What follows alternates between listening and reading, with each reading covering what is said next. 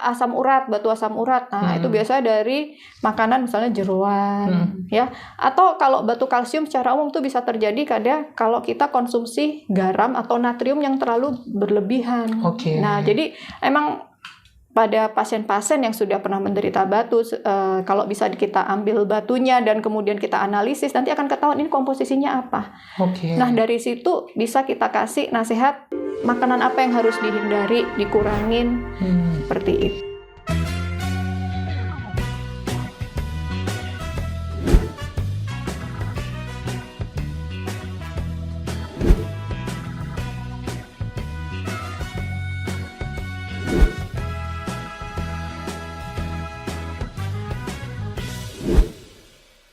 Hai sahabat Indrayana, kembali lagi di podcast Sahabat Indrayana. Salam sehat, salam Indrayana. Klinik Utama Dr. Indrayana melayani segenap hati. Jumpa kembali bersama saya, dan hari ini kita kedatangan tamu yang luar biasa, dokter spesialis urologi.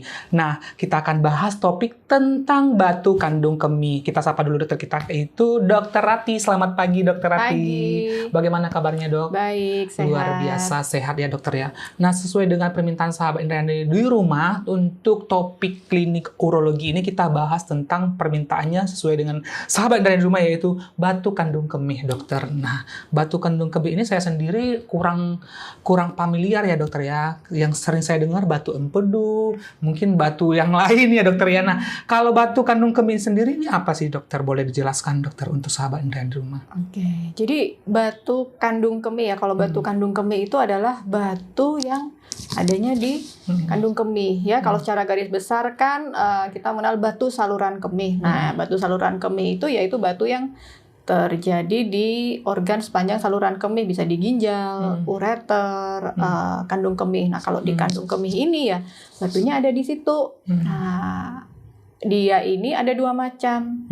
Dia terbentuknya di kandung kemih, ya, atau dia asalnya dari ginjal turun ke ureter kemudian jatuh di kandung kemih. Jadi berdasarkan penyebabnya ya dua macam itu. Dia terbentuknya memang awalnya dari situ karena ada beberapa faktor tertentu, atau dia adalah batu yang jatuh dari ginjal.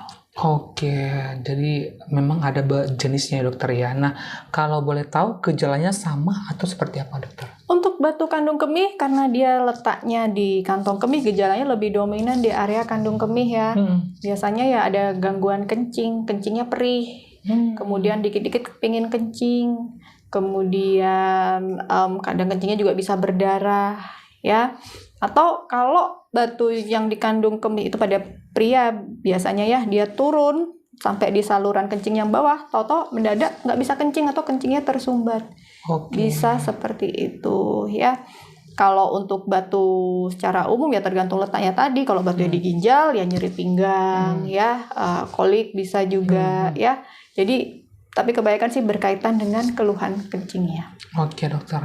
Banyak nih sahabat yang di rumah pasti bertanya, kenapa ada batu di saluran kemih? Penyebabnya boleh dong, dok, di-share, dok. Kenapa ada batu di kandung kemih? Apakah batunya ditelan begitu ya? Secara medis mungkin bisa dijelaskan, dokter. Baik, kalau kita bicara tentang batu saluran kemih ya banyak sekali faktor penyebabnya ya, dan faktor resikonya ya. Karena batu itu asalnya terbentuknya adalah bisa dari ginjalnya. Ginjal itu sendiri yang memproduksi batu. Karena kan ginjal itu kan fungsinya menyaring ya zat-zat tubuh, mana yang masih diperlukan, mana yang bisa dibuang. Nah, pada suatu kondisi tertentu di mana zat-zat yang dikeluarkan oleh ginjal, terutama itu zat-zat yang bisa menjadi kristal kemudian menjadi batu itu jumlahnya berlebihan, sementara zat-zat yang berfungsi untuk mencegah batu itu berkurang, disitulah bisa terbentuk batu ya. Jadi awalnya kecil, kristal kecil, kemudian kan ada faktor-faktor tertentu lainnya, dia bisa berkumpul lama-lama menjadi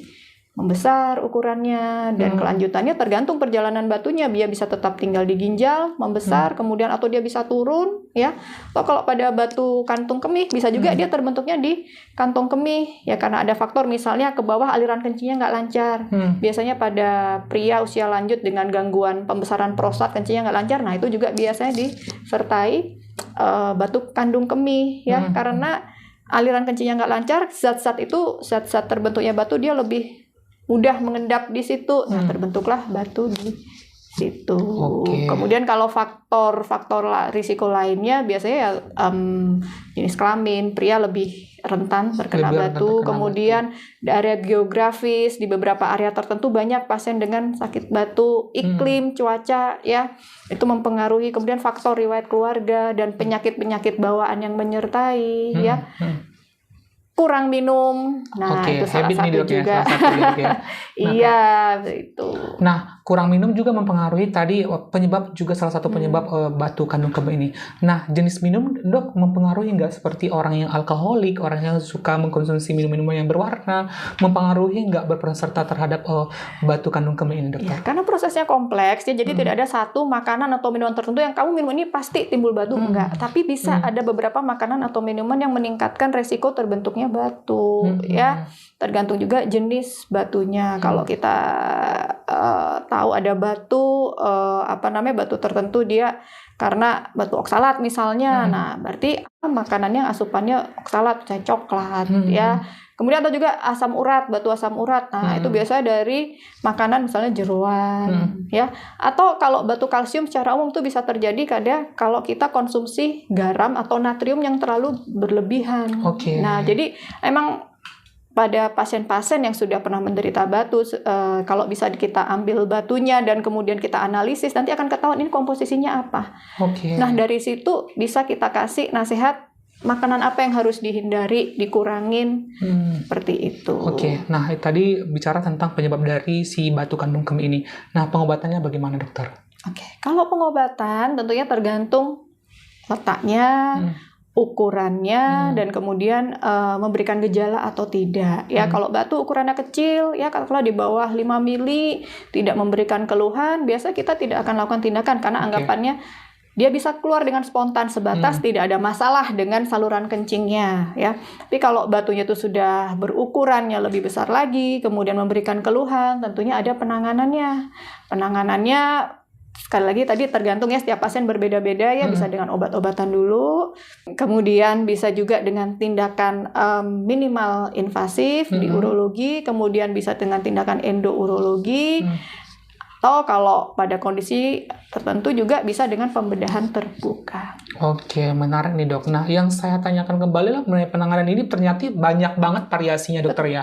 Nah, setelah pengobatan, misalkan tindakan invasive surgery ataupun pembedahan, biasanya pasien yang telah melakukan pembedahan atau pengobatan batu kandung kemih ini, gaya hidup seperti apa yang harus dijalani, Dokter? Gaya hidupnya ya, tentunya ya gaya hidup sehat, banyak minum air putih, dan kalau sudah diketahui jenis batunya, pasti kita akan sarankan mengikuti pola-pola diet tertentu, kurangin makan. Tapi secara garis besar sih kurangi asupan garam, ya, kemudian asupan protein, ada nanti ukurannya berapa, sesuaikan dengan berat badan, kemudian juga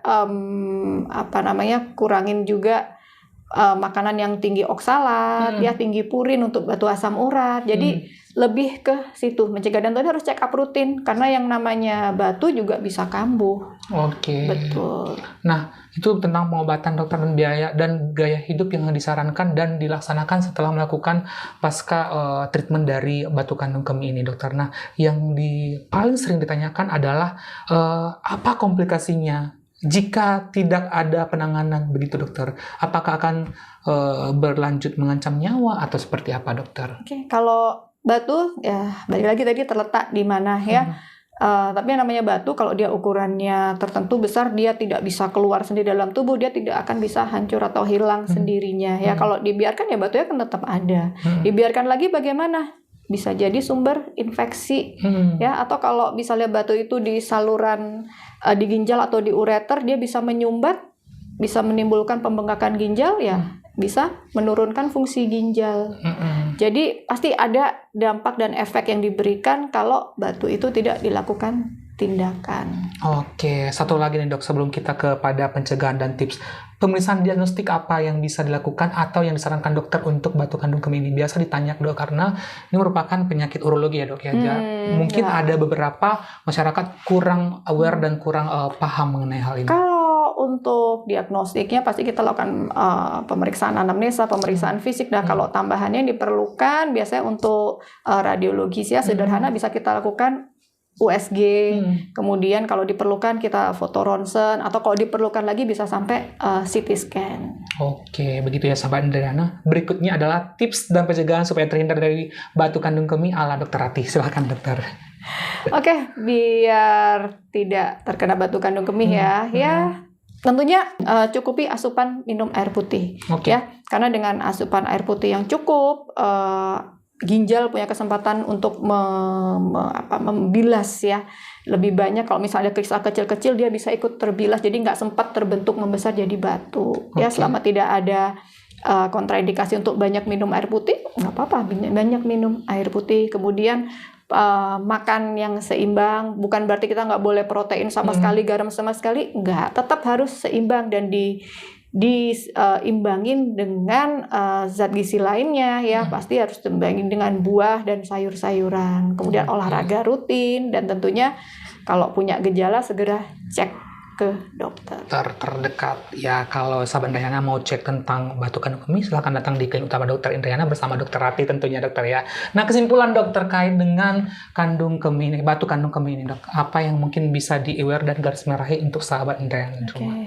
Untuk batu kandung kemih ini gejalanya lebih dominan di area kandung kemih ya, bisa sering kencing, kemudian kencingnya perih, kadang juga bisa kencingnya merah, berdarah. Nah, ini bisa terjadi dua macam penyebabnya, bisa dari batu yang awalnya dari ginjal turun kemudian jatuh di kandung kemih, atau batu itu memang terbentuk di kandung kemih. Nah, itu biasanya pada pria usia lanjut atau juga bisa juga pada anak-anak ya. Kemudian kalau secara umum pencegahannya ya gaya hidup sehat, minum air putih, dan kemudian untuk pencegahan lanjutnya tergantung nanti jenis batunya apa, pasti diet makanannya disesuaikan dengan itu.